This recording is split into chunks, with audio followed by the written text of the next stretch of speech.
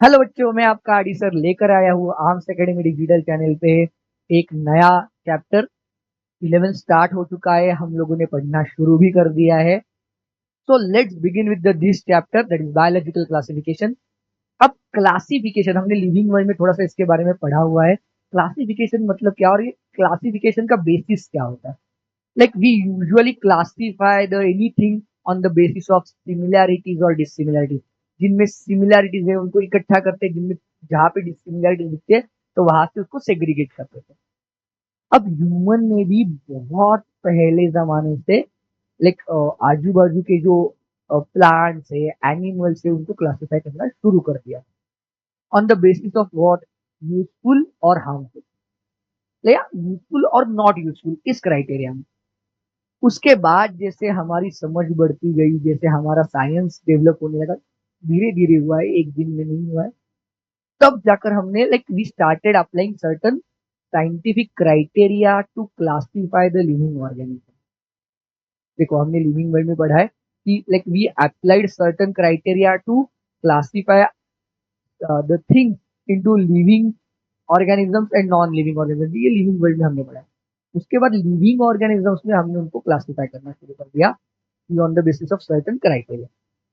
तो इस क्लासिफिकेशन की स्टार्ट होती है, देखो कहाँ से, ये बहुत पुराने जमाने से हम लोगों को दिखाई देती है क्लासिफिकेशन।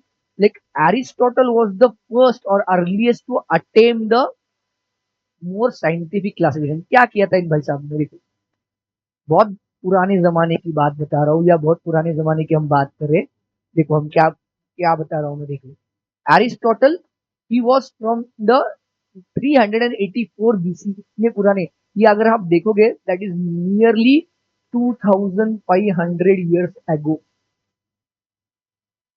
इतने पुराने जमाने की बात है, एरिस्टोटल तब थे। And he was a Greek philosopher थे। उस वक्त हम इनको साइंटिस्ट वगैरह नहीं बुलाते थे, वो फिलोसोफर्स थे। So what he observed, and like the first thing, like what why we consider Aristotle as the first person, because he was the one who gave the scientific criteria। तो living organism को सबसे पहले जो आजू बाजू दिख रहा था उसके बेसिस पे किया, प्लांट एंड एनिमल्स। ये दो कैटेगरी में उन्होंने सबसे पहले इनको क्लासिफाई किया। कौन से किए, प्लांट्स एंड एनिमल्स। इन दो कैटेगरी में उन्होंने उनको क्लासिफाई किया।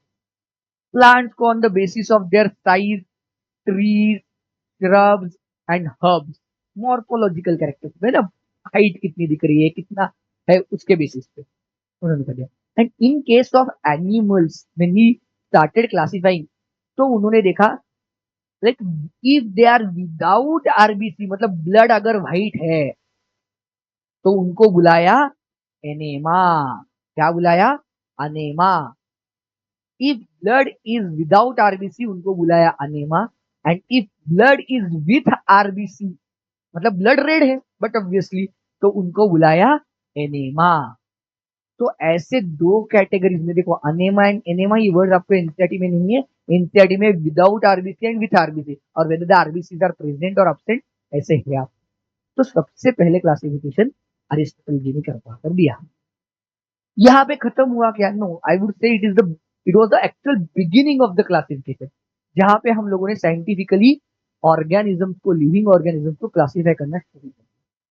इसके बाद ही सबसे इंपॉर्टेंट है, दैट इज आते अपने कैरलस लिनाइस। देखो, अब पिछले चैप्टर में हम लोगों ने देखा हुआ है ना कि Carlos लिनायस he gave the binomial nomenclature. उसका मतलब क्या है, टू नेम देना हर लिविंग ऑर्गेनिज्म को साइंटिफिकली। हाँ, एंड इसीलिए हम उनको बुलाते हैं father of taxonomy. He gave the two kingdom classification. क्या किया उन्होंने, टू किंगडम क्लासिफिकेशन दिया सबसे पहले। टू किंगडम क्लासिफिकेशन देते वक्त उन्होंने वापस वही दो किंगडम यूज किए, प्लांटी एंड एनिमिलिया, जो अरिस्टोटल ने किए थे। बट इन्होंने थोड़ा और साइंटिफिक तरीके दिया। अब आप देखते हो तो आप लोगों को थोड़ा सा पता चलना है, या पता चल जाएगा कि was from the 1707 to 1778, around 2000 साल बाद अरिस्टोटल के लिए। 2000 साल बाद की हम बात करें, अराउंड थोड़ा सा ऊपर नीचे है इसमें। अब थोड़ा माइक्रोस्कोप बन चुका था, थोड़ी सी टेक्नोलॉजी टेक्नोलॉजी नहीं गिरा सकते, पर कुछ इंस्ट्रूमेंट्स आने शुरू हो गए थे, उनका यूज पता चल चुका था। तो उन्होंने with the help of those instrument microscope इनके साथ इन ऑर्गेनिजम्स का, प्लांट्स एंड एनिमल्स का थोड़ा सा लाइक कोर ऑब्जर्वेशन किया। एंड लाइक उनका ऑब्जर्वेशन करके उन्होंने कुछ क्राइटेरिया लगाए। If cell wall, whether the cell wall is present, put it into the plant. If it is absent, put it into the animal. How the mode of nutrition, देखो तब तक ना हमें ऑटोट्रॉफिक, फोटोट्रॉफिक या heterotrophic इतना समझ में है। Whether they don't eat, if they don't eat consume the food, put it them into the planting. If they eat the food, put them into the animal or the animal. If locomotion is absent, देखो आज भी plant हम लोगों को मालूम है, लेकिन हम आज भी एक writer, plants can not move from their place, तो उनको प्लांट्स में डाल दो। जिनमें लोकोमोशन है उनको एनिमल्स में डालो। रिस्पॉन्स टू द स्टिमुलस, देखो हमने लिविंग वर्ल्ड में देखा है consciousness, response to the stimulus is a defining characteristic of all living organism. If it is slow तो ये प्लांट्स है, and if it is very fast तो ये एनिमल्स है। तो कैरलस लिनेज जी ने क्या कर दिया, प्लांट्स एंड एनिमल्स को और दो और थोड़े से साइंटिफिक और मोर प्रिसाइज क्राइटेरिया यूज करके क्लासिफाई। बट होता कैसे है, कोई भी एक थ्योरी देता है, कोई भी देता है, हर एक थ्योरी को कहीं ना कहीं लिमिटेशन आ ही जाता है। Similarly over the period of time we understood certain limitations of this two kingdom classification. कौन कौन से लिमिटेशन थे हमें एनसीईआरटी में है, थोड़ा समझ कर लेना जरूरी है। देखो limitations of two kingdom classification, उन्होंने जब क्लासिफिकेशन किया तो what did he miss actually. देखो प्रीमिटिव नॉलेज था, अभी भी समझ आ रही थी हमें बायोलॉजी के बारे में, तो थोड़े से लिमिटेशंस आने ऑब्वियस है, बट दैट डजंट मीन कि उनकी थ्योरी या उन्होंने किया हुआ पूरा स्क्रैप था। आज हम उनको कहीं ना कहीं यूज करते हैं। तो like what he like missed actually the whether the given organism is prokaryote और यूकैरियोट। तो ऑर्गेनिज्म कैसे प्रोकैरियोटिक है या यूकैरियोटिक है, क्योंकि उनके क्राइटेरिया कहते हैं सेल वॉल है या नहीं, खाना खाता है या नहीं, लाइक एक जगह से दूसरी जगह जाता है या नहीं, रिस्पॉन्स कितना फास्ट देता है या स्लो देता है, ये क्राइटेरिया थे। तो उन्होंने सेल्यूलर स्ट्रक्चर तक गए ही नहीं थे, उन्होंने प्रोकैरियोट थे या यूकैरियोट थे देखा नहीं। हम लोगों ने, हमें मालूम है what do we mean by prokaryote and what do we mean by whether it is unicellular और मल्टीसेल्यूलर, ये भी मिस कर दिए, उनको ये भी नहीं पता चला। एंड फोटोसिंथेटिक और नॉन फोटोसिंथेटिक, देखो मैंने बताया ना, whether they eat the food और they don't eat the food, वो ऑटोट्रॉफिक हेटरोट्रॉफिक तक पहुंचे नहीं थे। तो जैसे अलगी है या फंजाई है, समझ में नहीं आ रहा था। तो ये थोड़े से क्राइटेरिया, ये थोड़े से पैरामीटर्स कैरलस लिनेस के मिस हो गए, तो इनको हम थोड़े लिमिटेशन बुलाते हैं, क्योंकि ये लिमिटेशन समझ में आए तभी जाकर अगली क्लासिफिकेशन सिस्टम डेवलप हो पाई। तो देखते हैं आगे क्या हो। उसके बाद आई three kingdom classification which was given by the Ernst Haeckel. ये बहुत ही इंपॉर्टेंट साइंटिस्ट है हमारे लिए, बहुत जगह पे आपको इनका मेंशन आएगा। अर्नेस्ट हैकेल कब होते, 1834 टू 1919, ये मैंने उनका लाइफ स्पैन दिया है एग्जैक्टली। इस दिन उन्होंने थ्री किंगडम क्लासिफिकेशन सिस्टम भी ऐसे नहीं बता रहा। तो उन्होंने लिविंग ऑर्गेनिज्म को तीन किंगडम में क्लासिफाई किया, प्रोटिस्टा, प्लांटी एंड एनिमिलिया। देखो प्लांटी एंड एनिमिलिया, आप एरिस्टोटल के जमाने से जाओ या 1800 के 19th सेंचुरी में आज चले आ जाओ, तब भी ये दोनों थे ही। अब मैं और भी आगे जाकर, तो उन्होंने ये एक एक्स्ट्रा और एडिशनल फाइलम बताया यहाँ पे हम लोगों को, that was protista. Phylum protista, kingdom protista के बारे में उन्होंने बताया। तो यहाँ पे उन्होंने क्या ऐड कर दिए, सारे यूकैरियोटिक सिंगल सेलुलर ऑर्गेनिज्म। आगे जाकर आई four kingdom classification system which was given by the Herbert Copeland. It was somewhere in the 1902 to 1960, comparatively latest थी। उन्होंने देखो मोनेरा, प्रोटिस्टा, प्लांटेन, एनिमिलिया, ये चार किंगडम, ये आपको एग्जैक्टली मेंशन नहीं है, साइंटिस्ट का नाम भी नहीं है। अब आई अपनी most accepted classification system, that is five kingdom classification, and this five kingdom classification was given by R H Whittaker. देखो आर एच विटेकर जी ने ये हमें दी, एंड देखो उसका ईयर देखो क्या है, 1969 काफी नई नहीं है, लाइक काफी नहीं आ रही ट्विटेकर जी ने जो हमें क्लासिफिकेशन सिस्टम दी थी। और ये 5 किंगडम उन्होंने देखो क्या किया, क्या क्या क्राइटेरिया जो पहले के लोगों ने मिस किए, उन्होंने इनको इंक्लूड करना शुरू कर दिया। The complexity of cell structure, complexity of cell structure मतलब यहाँ पे उन्होंने क्या सोचा, whether it is a prokaryotic cell और यूकैरियोटिक सेल, प्रोकैरियोट है या यूकैरियोट, ये उन्होंने देखा।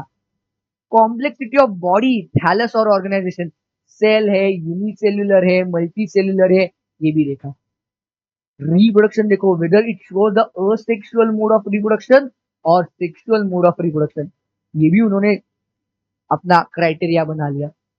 इवोल्यूशनरी रिलेशनशिप, ये देखो ये थोड़ा बहुत ही इंपॉर्टेंट है, like this was very important. जैसे ही हम लोग देखते हैं ना कि लाइक कोई पुराने एनिमल्स को या लिविंग ऑर्गेनिज्म से कोई नया एनिमल बनता है, तो उनमें एक रिलेशनशिप एस्टेब्लिश होती है जिसको हम इवोल्यूशनरी रिलेशनशिप या फाइलोजेनेटिक रिलेशनशिप, ये वर्ड याद रखना क्वेश्चन पेज पे, फाइलोजेनेटिक रिलेशनशिप। उसके बाद उसमें मोड ऑफ न्यूट्रिशन, ये ऑटोट्रॉफिक है या हेटेरोट्रॉफिक, ऑटोट्रॉफिक है या हेटेरोट्रॉफिक है, ये टी है, ऑटोट्रॉफिक है या हेटेरोट्रॉफिक, ये भी उन्होंने लिखा। अब बन गए हमारे 5 किंगडम।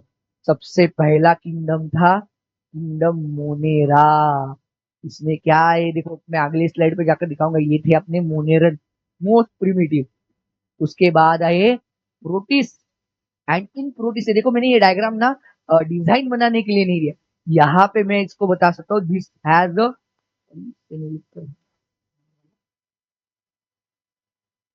अ इवोल्यूशनरी रिलेशनशिप। इनका इवोल्यूशन ऐसे हुआ है, monera being the primitive to the plantae fungi and animalia to being the complex. तो ऐसे इवोल्यूशन भी दिखने लगा हम लोगों को। तो this is more accepted method of classification which was given by the R H Whittaker. उन्होंने क्या क्या किया था देखो, ये बहुत ही इंपॉर्टेंट टेबल है आपके लिए। और मोनेरा, उन्होंने क्या कर दिया, सारे प्रोकैरियोट को उठाया एंड लाइक किंगडम मोनेरा में डाल दिया, सारे प्रोकैरियोटिक उठाए किंगडम मोनेरा में डाल दिया, सारे प्रोकैरियोट, कोई भी एक्सेप्शन नहीं रखा। प्रोटिस्टा में देखो, अब यूकैरियोट के केस में क्या हुआ, उनके पास 4 अलग अलग अलग किंगडम बने यूकैरियोट में। तो चारों, तो कौन सा था, पहला किंगडम था प्रोटिस्टा, फंजाई, प्लांटी, एनिमल, ये चारों मिल गए। अब इनमें हमें डिफरेंशिएट करना जरूरी था, तो उन्होंने लाइक क्राइटेरिया यूज किया कि Protista it should be the unicellular, it is multicellular, देखो मल्टी सेल्यूलर है, loose tissue type of organisation है, but they have a cell wall which is made up of chitin, chitin की cell wall होगी और multi cellular है तो उनको fungi बुलाएंगे। सेल्यूलोज की सेल वॉल है, मल्टी टिश्यू और organ system type of organisation है, तो हम उनको उठाकर डालेंगे प्लांटी में। And its cell wall is completely abstain and this may have tissue, organ, organ system, कैसे भी ऑर्गेनाइजेशन है, तो उनको उठाकर डालेंगे एंड। तो सारे प्रोकैरियोट गए मोनेरा में, पर यूकैरियोट में हमें डिवीजन करने की जरूरत पड़ी, whether it is a cellular level, that mainly unicellular organism, multi cellular but loose tissue है, तो फंगस में जिसमें काइटिन की सेल वॉल होनी चाहिए, टिश्यू सिस्टम है, ऑर्गन सिस्टम है, बट सेल्यूलोज की सेल वॉल बनी हुई है, तो उनको प्लांटी में डालेंगे। टिश्यू, ऑर्गन और ऑर्गन सिस्टम है and cell wall is completely absent है, तो हम एनिमल डालेंगे। अब देखो और एक इंपॉर्टेंट है, ये देखो मोड ऑफ न्यूट्रिशन, हमने देखा ना, like R H Whittaker considered the mode of nutrition also. तो देखो ये ऑटोट्रॉफिक हो सकते हैं, लाइक कीमो और फोटोसिंथेटिक हो गए, हेट्रोट्रॉफिक होंगे, सेप्रोफाइटिक है, पैरासाइटिक है, कुछ भी हो सकता है। तो प्रोकैरियोट है और यूनिसेल्युलर है, तो सबको उठाओ, उनका कुछ भी मोड ऑफ न्यूट्रिशन हो मोनेरा में डालो। प्रोटिस्टा का देखेंगे, देखो ये ऑटोट्रॉफिक हो सकते हैं, फोटोसिंथेटिक एंड हेट्रोट्रॉफिक भी हो, like it may be autotrophic, it may be heterotrophic. Fungus में देखो ये हेट्रोट्रॉफिक है एंड सैप्रोफाइटिक है। Do you understand meaning of saprophytic? हाँ, like you will comment me the meaning of saprophytic. और some of them are parasitical. Plantae में देखो all of them are autotrophic, that is photosynthetic in nature, सारे के सारे। हाँ, and heterotrophic में mostly holozoic है। होलोजोइक का मतलब होता है where the animal engulfs the food, जहाँ पे वो खाता है। या सैप्रोफाइटिक है। सैप्रोफाइटिक का मीनिंग आप मुझे कमेंट में बताने वाले। ये आज का आपका सपोज होमवर्क है इस वीडियो का। बहुत इजी है, एक लाइन ही लिखनी है, आप मुझे सिर्फ रिप्लाई करो। So this was all the basis of classification into the five kingdom system, which was given by the R.H. Whitaker in 1916. Okay, I hope all of you have understood the basis of classification and different kingdom systems those were developed over the period of time. Thank you very much. हम अगली concept देखेंगे अगले video में। Thank you, stay tuned, stay connected.